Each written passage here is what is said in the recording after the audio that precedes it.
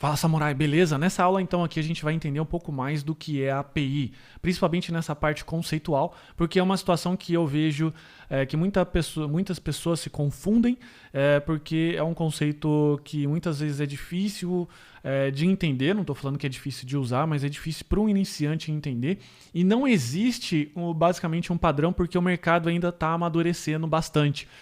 No entendimento do que são APIs, no entendimento de como criar uma boa API e principalmente no entendimento de quando se utilizar uma API, beleza? Então essa aula visa aqui desmistificar alguns conceitos, mostrar para você uma visão geral para que a gente possa finalmente começar na parte de código um pouco mais embasado em termos de conhecimento. Então vamos imaginar que você tem aqui uma área de aluno, como a gente tem aqui, ok? Como que você está estudando aqui junto com a gente e você tem essa área de aluno aqui. E essa área de aluno, normalmente ela foi feita utilizando algum sistema, utilizando algum framework, utilizando alguma coisa, beleza?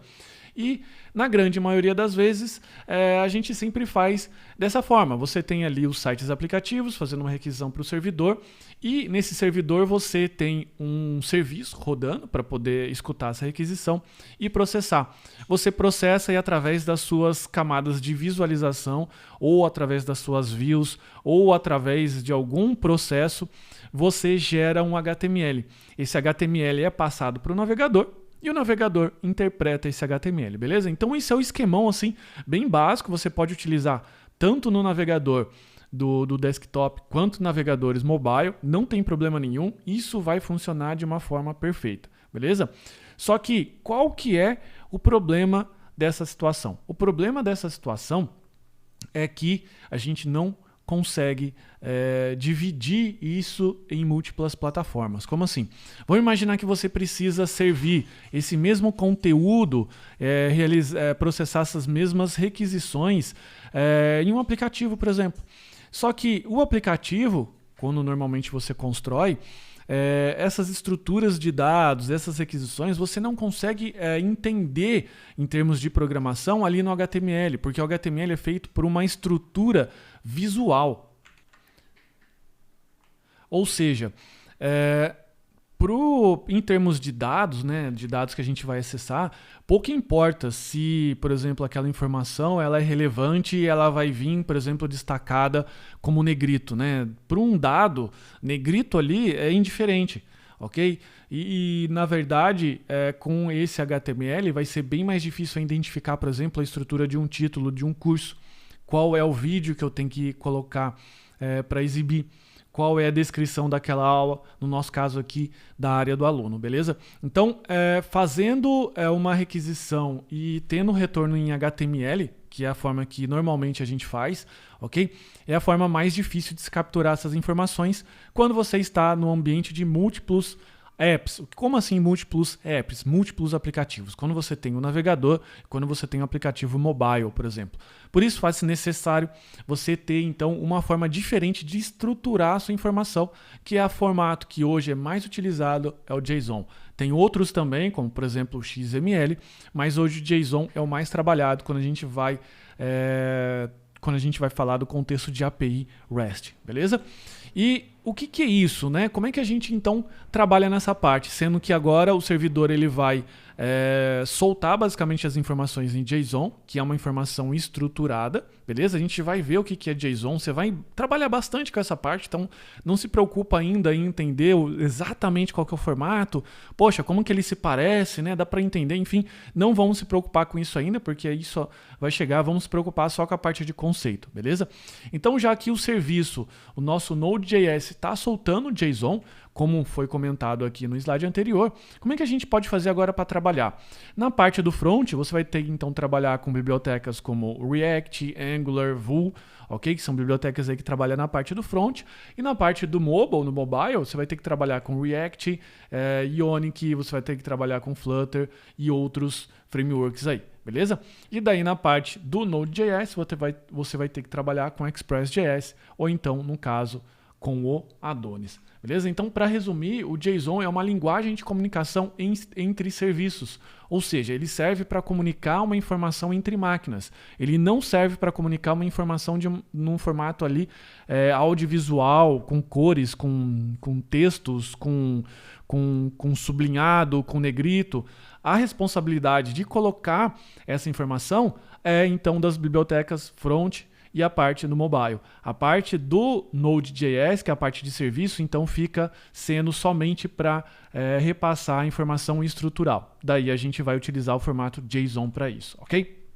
Então, como é que isso acontece ali, né? Como é que isso é feito? Vamos imaginar então que a gente tem uma parte de front, beleza? Ele vai fazendo as requisições são feitas através de rotas, beleza? Então essas rotas são, vamos dizer assim, portas específicas abertas ou endereços específicos abertos, ok? Dentro do seu Node.js, dentro da sua aplicação, que você trata ali dentro, no caso dessa rota, algum domínio de informação. Então, por exemplo, eu tenho aqui clientes, fornecedores e usuários, e dentro do domínio clientes ali, adivinha o que eu vou tratar?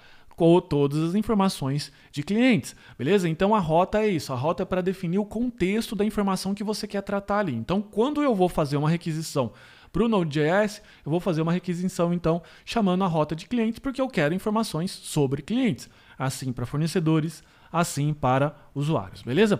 E como é que se parece essas rotas REST? Essas rotas se parecem dessa forma. Então, só para você entender, a gente tem aqui um endereço de serviço, que normalmente ali é um HTTP ou HTTPS suapi.com.br. Aqui eu simplifiquei, coloquei aqui api.com, e a gente então tem ali uma rota. Uma rota é o que está escrito ali, os customers, beleza? Então, dentro da nossa API, no formato que a gente chama de REST, que é o formato aí que ele utiliza os verbos do protocolo HTTP para identificar a sua intenção. Então, por exemplo, como a gente está falando de GET, eu quero capturar, beleza? Eu quero capturar esses clientes. Quando a gente está falando, por exemplo, do POST, eu quero imputar, eu quero inserir, eu quero jogar customers ou clientes para dentro do meu serviço, ou para gravar dentro do banco de dados, ou para fazer qualquer outra coisa. Quando a gente está falando em termos de PUT, é quando a gente está falando em termos de edição, beleza? Então eu vou fazer um ajuste no customer 1, por exemplo, e a gente, quando quer deletar, a gente utiliza o próprio verbo do HTTP delete para poder fazer isso. E qual que você quer apagar? Eu quero apagar o customer 1, beleza? Sendo assim, o que tem hoje aqui em verde é o método HTTP, que identifica a sua intenção do que você quer fazer com aquele domínio de informação. Então, por exemplo, com o domínio de informação chamado customers, que é traduzido ali do clientes. Por exemplo, quando eu jogo o get, quando eu faço uma aquisição do tipo get, eu estou falando assim, olha, eu quero todos os customers que você está trabalhando, beleza? Se eu também der um get no customers /1, por exemplo, eu quero o customer 1, ok? Eu tenho também o post, como eu comentei, o post ele identifica uma intenção sua de imputar uma informação. E assim vai, eu tenho put, tenho delete, beleza? Então, o que está em verde ali é a forma que eu identifico. Então, o HTTP tem esses 4 métodos ou verbos, né, que o pessoal fala, básicos, que identificam ali qual é a ação que eu quero fazer. Então, a rota é a mesma. E você vai ter ali, para cada verbo, uma função dentro do Node.js, que lá dentro no Express você pode identificar. Então, por exemplo, você pode construir uma função para todo mundo que solicitar um GET no Customers, naquela rota, beleza? E daí você já sabe que você precisa consultar. Você vai ter uma rota específica para o post, então significa que você vai pegar aquela informação de quando as pessoas querem imputar alguma coisa. E assim vai indo, beleza? Então aqui em roxo a gente tem a rota, que identifica ali o seu domínio, né, do que você quer de informação, a informação que você quer pegar. No nosso caso aqui são os clientes.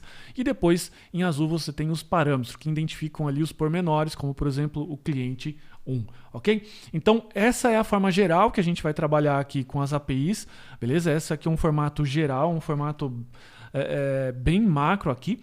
E agora a gente vai caminhar com os códigos para que você possa identificar cada situação dessa aqui. E sempre quando também acontecer dúvida, como é um material mais conceitual, você volta para cá, você vai comparar código com a parte conceitual, que isso vai fixar um pouco melhor na sua mente, beleza? Então é isso, muito obrigado. E agora a gente vai para a parte de código para que a gente possa exercitar todo esse conteúdo, beleza? Um forte abraço então, até a próxima aula.